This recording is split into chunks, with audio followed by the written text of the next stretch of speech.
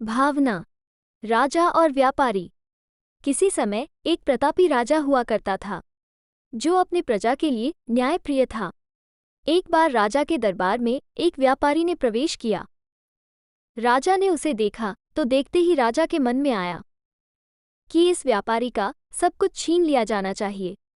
व्यापारी के जाने के बाद राजा ने सोचा, मैं प्रजा को हमेशा न्याय देता हूँ, आज मेरे मन में यह अन्यायपूर्ण भाव क्यों आ गया कि उस व्यापारी की संपत्ति छीन ली जाए। राजा इस बारे में अपने विशेष सलाहकार से सवाल किया। सलाहकार ने कहा, महाराज, इसका सही जवाब मैं कुछ दिन बाद दे पाऊंगा। राजा ने सलाहकार की बात स्वीकार कर ली। सलाहकार विलक्षण बुद्धि का था। वो इधर उधर सोच विचार में समय न खोकर सीधा व्यापारी से मिलने पहुंचा। व्यापारी से दोस्ती करके उसने व्यापारी से पूछा, तुम इतने चिंतित और दुखी क्यों हो? तुम तो भारी मुनाफे वाला चंदन का व्यापार करते हो। व्यापारी बोला, राजा की नगरी सहित मैं कई नगरों में चंदन की गाड़ियां भरे फिर रहा हूं, पर इस बार चंदन की बिक्री ही नहीं हुई। बहुत सारा धन इसमें फंसा पड़ा है। अब नुकसान से बच पाने का कोई उपाय नहीं है। व्यापारी की बातें सुन सलाहकार ने पूछा, क्या अब कोई भी रास्ता नहीं बचा है? व्यापारी हंसकर कहने लगा, अगर राजा की मृत्यु हो जाए तो उनके दाह संस्कार के लिए सारा चंदन बिक सकता है। सलाहकार को राजा का उत्तर देने की सामग्री मिल चुकी थी। अगले दिन सलाहकार ने व्यापारी से कहा कि तुम प्रतिदिन राजा का भोजन पकाने के लिए 1 मन 40 किलो चंदन दे दिया करो और नकद पैसे उसी समय ले लिया करो। व्यापारी सलाहकार के आदेश को सुनकर बड़ा खुश हुआ।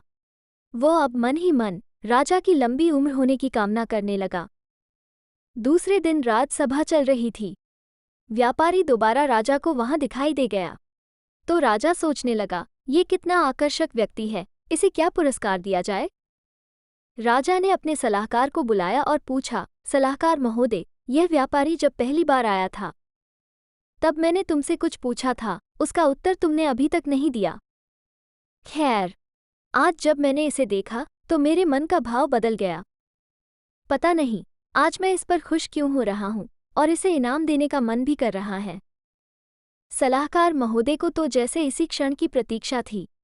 उसने समझाया, महाराज, दोनों ही प्रश्नों का उत्तर आज दे रहा हूं।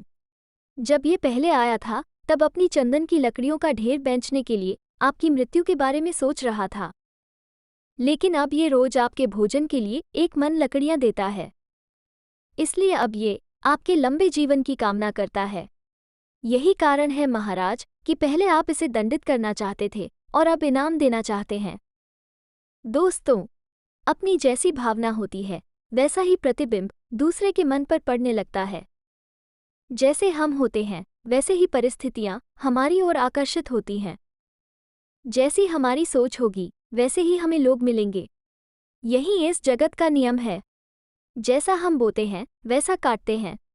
जैसा भाव हम दूसरों के लिए अपने मन में रखते हैं वैसा ही भाव दूसरों के मन में हमारे प्रति हो जाता है।